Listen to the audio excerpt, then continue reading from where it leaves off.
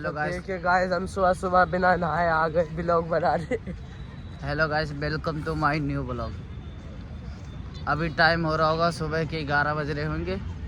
हम 12 बज रहे, 11 नहीं 12 बज रहे, 12 भी नहीं बज रहे, 1 बज रहा है। 1:30 बज रहे। 1:30 बज रहा। बताओ गाइस, हम आए गाजीपुर से बीके हॉस्पिटल, यानी कि पूरा आए दशहरा ग्राउंड पे। वो भी बीके में पता है क्या करने आए? लड़की छेड़ने आए। अबे ओए, मरीज देखना है। हम मरीज देखने आए। लड़की छेड़ने। अरे वो ब्लॉग में हो जाती। हम आए मरीज देखने। हम आए थे बीके हॉस्पिटल, लेकिन बीके हॉस्पिटल नहीं है, ये तो बीके अस्पताल है। ये तो आए गलती से हम गलत जगह पहुंच गए। गलत जगह पहुंच गए हम। अब बीके हॉस्पिटल खोज रहे, अब हमें बीके हॉस्पिटल मिल नहीं रहा।